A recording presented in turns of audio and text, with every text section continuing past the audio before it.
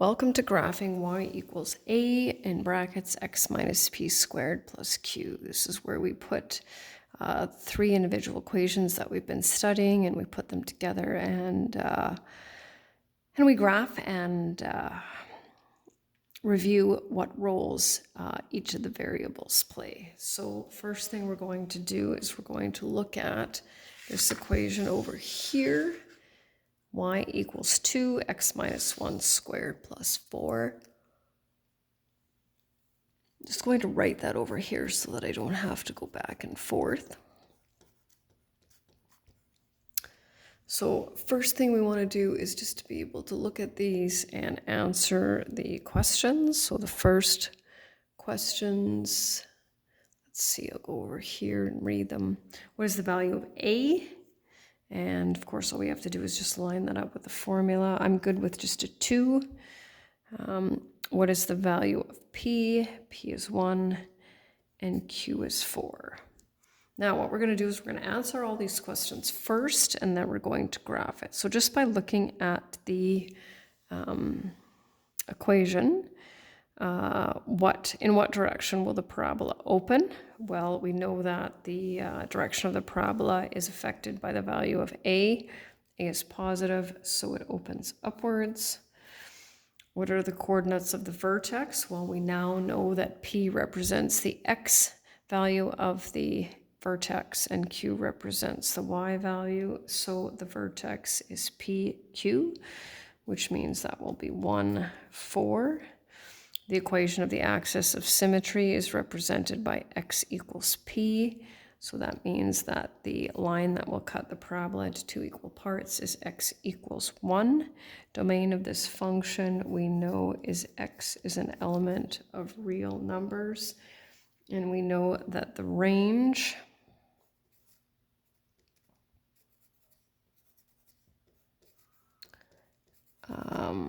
is affected by our value of q, and since it opens up, oh, I put a y there, but that should be an x.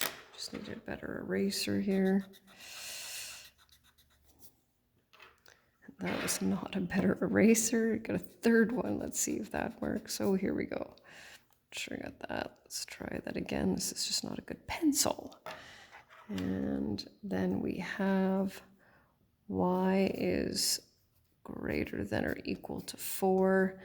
Y is an element of real numbers. And the maximum or minimum, so of course we have a minimum if it opens up, which is exactly what we have, and that's also our Q value of 4. Okay, so now we're going to graph it. So when we graph a line, we only need a minimum of 3 points.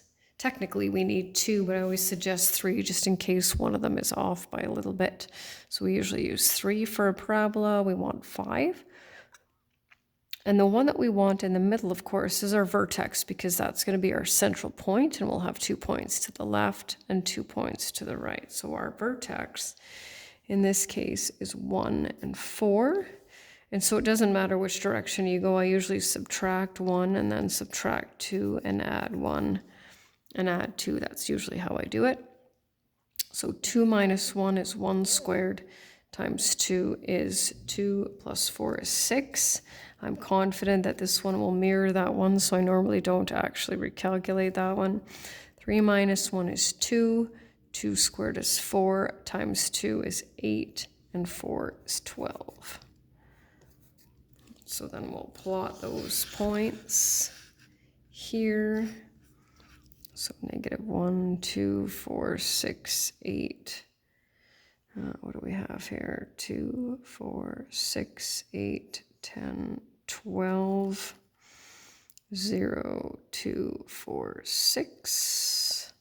1 and 4.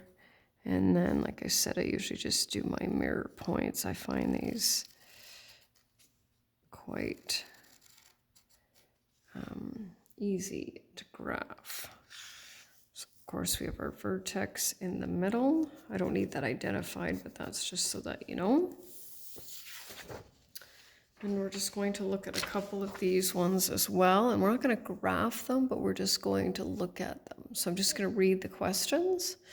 And then think about it. So the first three questions are what are the values of A, P, and Q? So A is -1/8. P is P is 2, and Q is 3. So then the question is this parabola going to be narrower and wider? So remember that negative sign just indicates whether it opens upwards or downwards. If it is greater than 1, it will be narrower, and if it is smaller than 1, it will be wider. So we're dealing with a wider graph. Does it open upwards or downwards? We talked about that because the 1/8 is negative, it opens down. Coordinates of the vertex are P and Q. And even by this point, right, if the vertex is 2 and 3, you can picture that, right? That's in the first quadrant. It opens downward and it's a little wider. So already you can kind of have a little bit of an idea of what it looks like. The axis of symmetry will be x equals 2. Domain, x is an element of real numbers. Range, right? So this time, because it opens down, right? So what I do is I picture this, and I know I need my Q value. So y is less than or equal to 3. Y is an element of reals. Maximum or min, this time it will have a max value because it opens downward, and that will be, of course, also our Q value. And then this one here, same questions, A, P, and Q. So A is 6, P is -1, because remember this is x minus a -1. That first minus is part of the formula. And Q is -2. Since this is greater than 1, it will be narrower, so it'll definitely be skinnier. Opens up. P, right? Don't forget our vertex is PQ. The equation that cuts the parabola into 2 equal parts is x equals P. Domain stays the same for all of these. Range, because it opens up, will be y is greater than or equal to our Q value. Y is an element of reals. And then it will have a minimum of our Q value.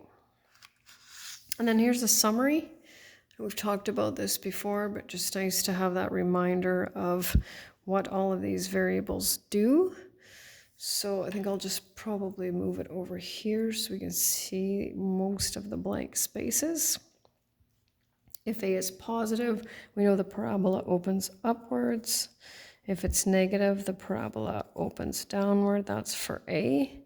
If A is greater than 1, the parabola will be narrower than y equals x squared, which is our basic parabola. If A is less than 1, the parabola will be wider.